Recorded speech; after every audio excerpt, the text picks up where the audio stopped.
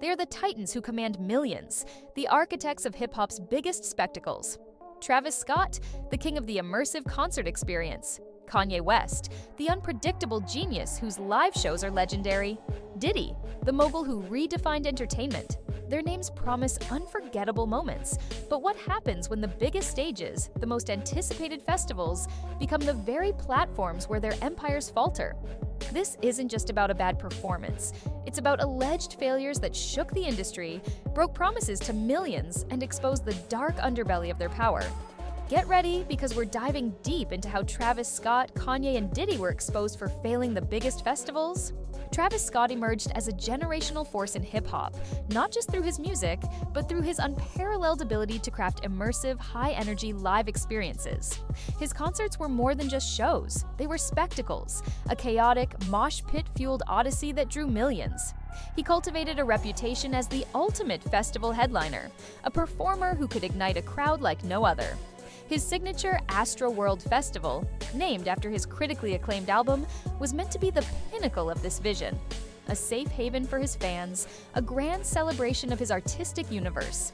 It was designed to be a testament to his creative control and his connection with his audience, a place where the boundaries between artist and fan blurred in a shared, exhilarating experience. The festival was a massive commercial success, selling out quickly and drawing tens of thousands of devoted fans eager to enter La Flame's world.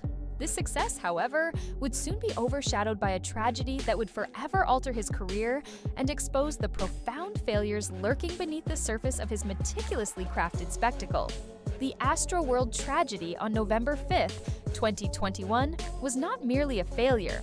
It was a catastrophic breakdown of safety protocols, crowd control, and organizational responsibility that resulted in the deaths of 10 concertgoers and hundreds of injuries.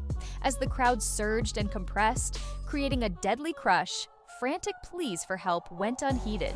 The immersive experience turned into a nightmare, with fans struggling to breathe, collapsing, and being trampled. The allegations against Travis Scott and the festival organizers were immediate and severe.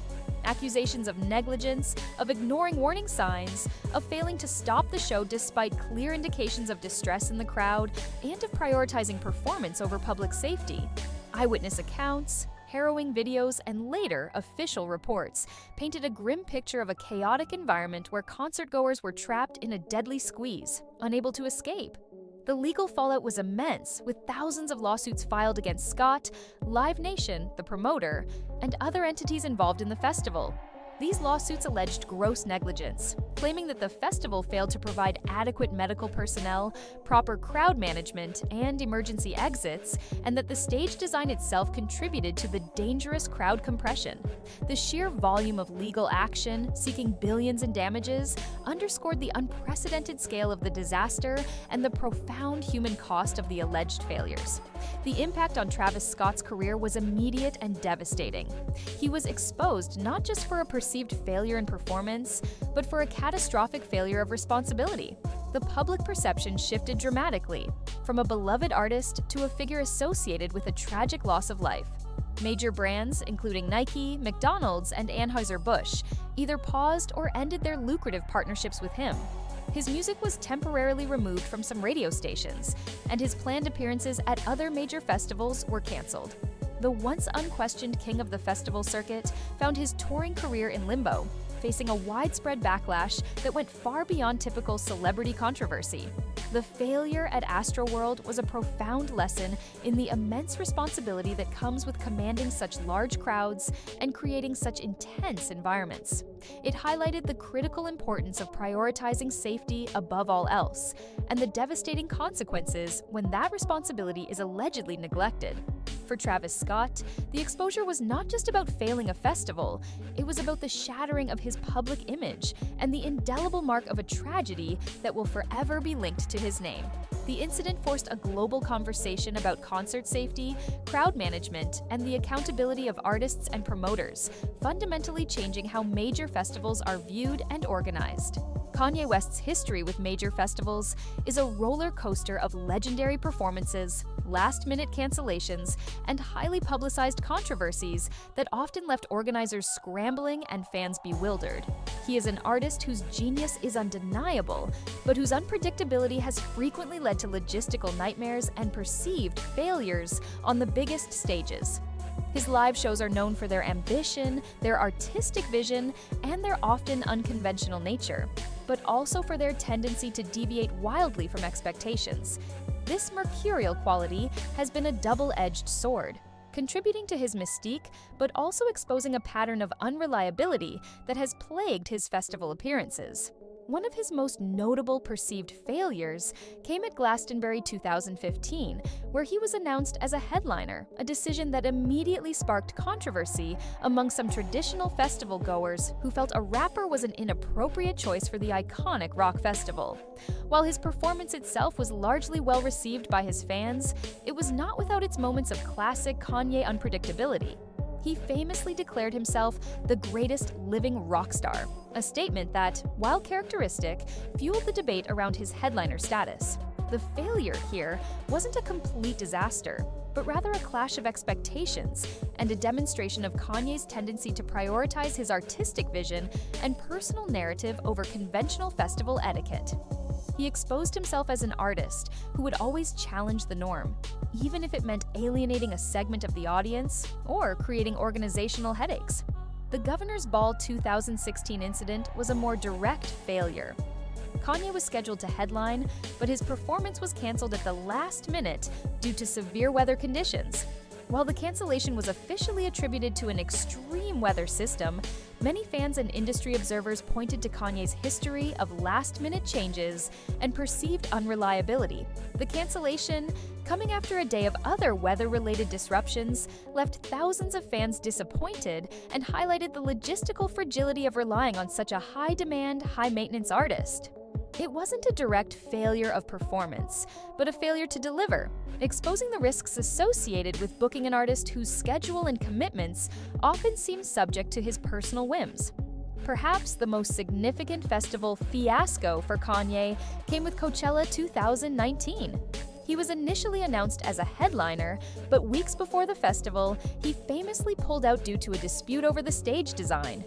Kanye reportedly demanded a custom-built, massive dome structure in the middle of the festival grounds, a request that Coachella organizers deemed logistically impossible and financially prohibitive in the given timeframe. His last-minute pullout left Coachella scrambling to find a replacement headliner, a massive organizational challenge for one of the world's biggest festivals. This incident exposed Kanye's demanding nature and his perceived unwillingness to compromise his artistic vision, even if it meant disrupting a multi-million-dollar event. While he eventually brought his Sunday service to Coachella as a special Easter performance on a different stage, the initial withdrawal was a clear failure to fulfill his headlining commitment, showcasing how his personal demands could derail major events. More recently, Rolling Loud Miami 2022 saw another last-minute cancellation. Kanye was set to headline, but pulled out just days before his scheduled performance. This cancellation, coming amidst a period of intense personal controversy, public outbursts, and a series of anti-Semitic remarks that led to major brand partnerships being severed, further solidified his reputation for unreliability. The failure here was less about a technical performance issue and more about his increasingly erratic public behavior, making him an unviable and risky booking for major festivals. Organizers were left in a difficult position, forced to find a replacement on short notice, and fans were once again left disappointed. These repeated incidents exposed Kanye not just as an unpredictable artist, but as a logistical liability, demonstrating how his personal life and controversial statements could directly impact his ability to deliver on the biggest stages, ultimately failing to meet the expectations of both organizers and millions of fans. Diddy, Sean Combs, has long been a towering figure in the entertainment industry, a mogul whose influence spanned music, fashion, and media. He built an empire on charisma, ambition, and an undeniable knack for identifying and cultivating talent.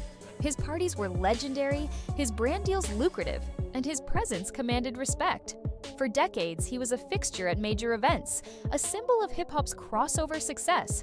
However, his recent history is marked by a profound and public fall from grace. A series of shocking scandals and severe allegations that have effectively blacklisted him from the very festivals and public platforms he once dominated. His exposure is not about a performance failure, but a moral and legal failure that has made him an unbookable pariah.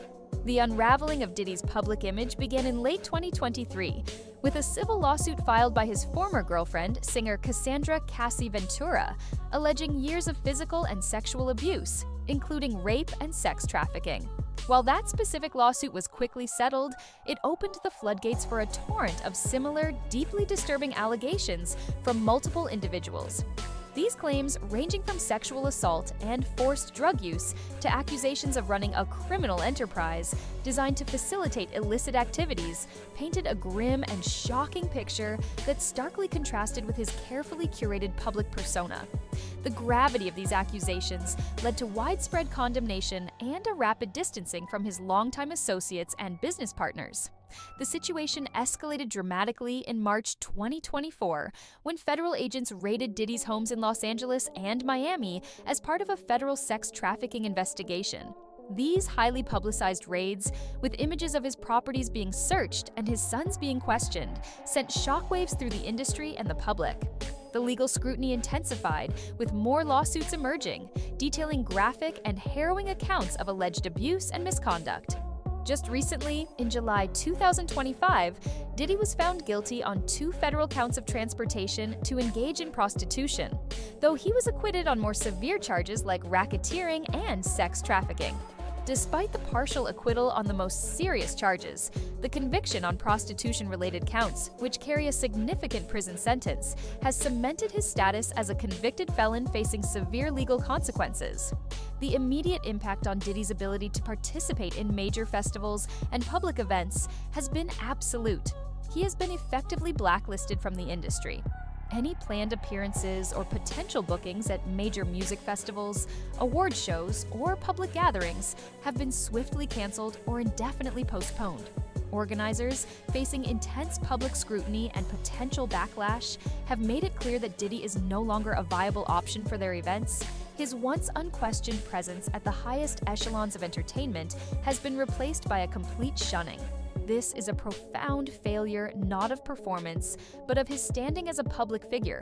He has been exposed for alleged actions that are so severe they have rendered him persona non grata in the very spaces he once commanded. His fall from grace serves as a stark warning about accountability in the entertainment industry, demonstrating how severe legal and moral failures can lead to a complete and utter collapse of a public career, making him unable to even step foot on the biggest festival stages.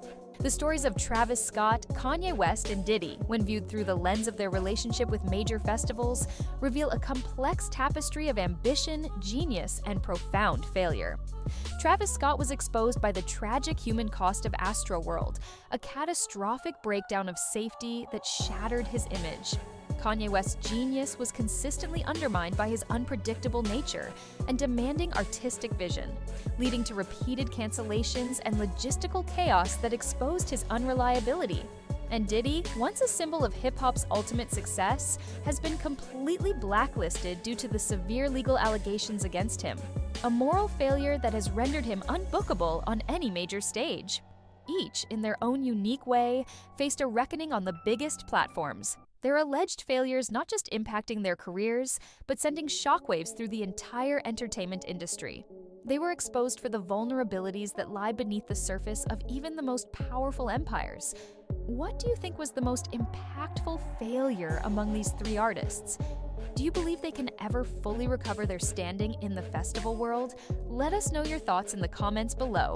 If you found this deep dive insightful, make sure to like this video, subscribe to our channel for more exclusive analyses of celebrity controversies and industry secrets, and hit that notification bell so you don't miss our next expose. Thanks for watching!